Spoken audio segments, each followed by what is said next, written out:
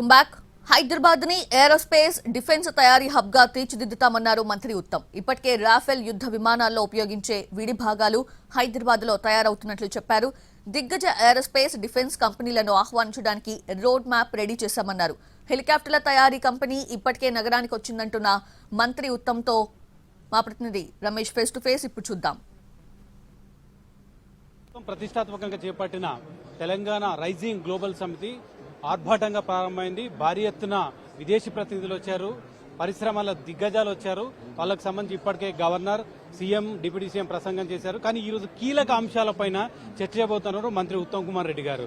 Aerospace defence రంగాల్లో తెలంగాణలో ఏ విధంగా అభివృద్ధి చెందుతుంది, భవిష్యత్తులో ఏరోస్పేస్ డిఫెన్స్ కి ఎటువంటి అవకాశాలు ఉన్నాయన్న అంశాలకు సంబంధించిన కీలక ఉపన్యాసం చేస్తూ దిశానిర్దేశం కూడా చేయబోతున్నారు. తెలంగాణ ఏ విధంగా అనుకూలంగా ఉంది, ఆ రంగాల్లో అభివృద్ధి చేయడానికి ఎలాంటి అవకాశాలు ఉన్నాయి ఉత్తమ్ కుమార్ రెడ్డి గారితో. సార్, మీరు ఈ రోజు ఈ తెలంగాణ రైజింగ్ గ్లోబల్ సమ్మిట్లో ప్రపంచం నుంచి వచ్చిన వివిధ దేశాల ప్రతినిధులతో ఒక కీలకమైన డిఫెన్స్ అదేవిధంగా ఏరోస్పేస్ రంగాలకు సంబంధించి చెబుతున్నారు. అది ఎలా ఉండబోతుంది, తెలంగాణ ఏమాత్రం అనుకూలంగా?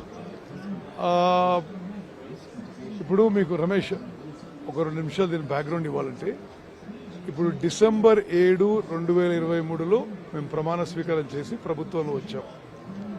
ఈ 2 ఏళ్ల పరిపాలన పూర్తి చేసుకున్న సందర్భంగా పోయిన వారం ఈ 2 ఏళ్ల పరిపాలన విజయోత్సవాలు చేసుకున్నాము.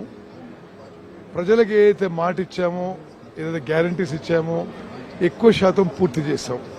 ఇప్పుడు 2 ఏళ్లు పూర్తయిన సందర్భంగా వచ్చే 2 దశాబ్దాలలో 2047 వరకు తెలంగాణ రాష్ట్రాన్ని ఏ విధంగా ఒక అద్భుతమైన ప్రగతి పదంలో తీసుకుపోవాలని ఒక రోడ్ మ్యాప్ అన్వీల్ చేయబోతున్నాం.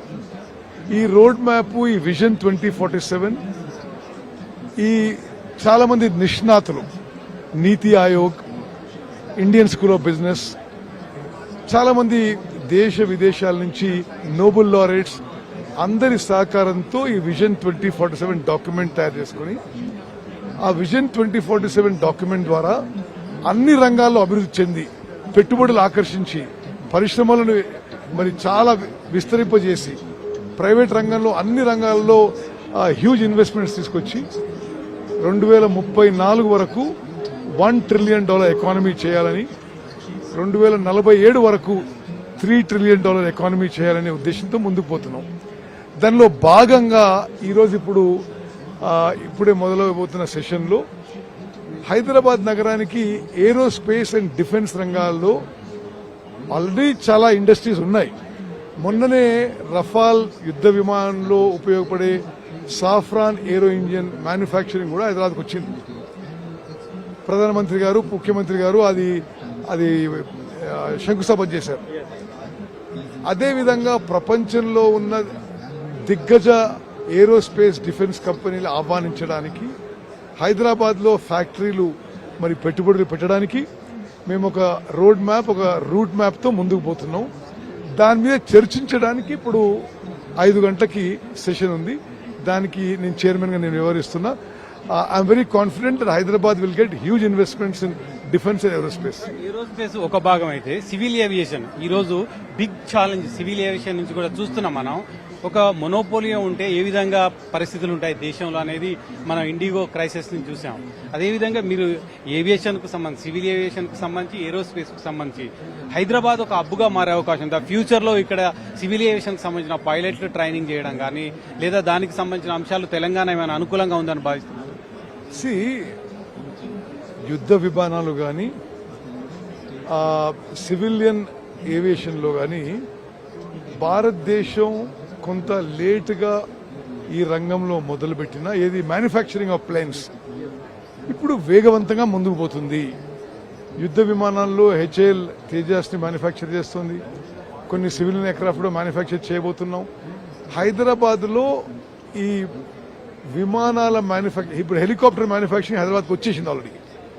అదేవిధంగా ఫిక్స్డ్ వింగ్ ఎయిర్క్రాఫ్ట్ మ్యానుఫ్యాక్చర్ కోసం కూడా మేము వివిధ కంపెనీలు ఆహ్వానిస్తున్నాం. What about man power, pilots etcetera? Yeah, sure. I think మీకు తెలుసు, నేను కూడా పైలట్ని, యుద్ధ విమానాల పైలట్ని, ఆ తర్వాత సివిలియన్ లైసెన్స్ కూడా చేసిన.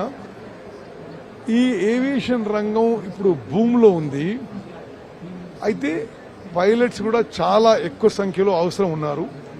తప్పనిసరిగా హైదరాబాద్లో తెలంగాణలో ఈ సివిల్ ఏవియేషన్ ఫ్లయింగ్ విషయంలో కూడా మేము ప్రత్యేక ఫోకస్ చేసి చేయిస్తాం. ఈ క్రైసిస్ ని ఎట్లా చూస్తారు సార్ మీరు ఇప్పుడు వచ్చిన crisis? This crisis is a failure of both central government and IndiGo airlines.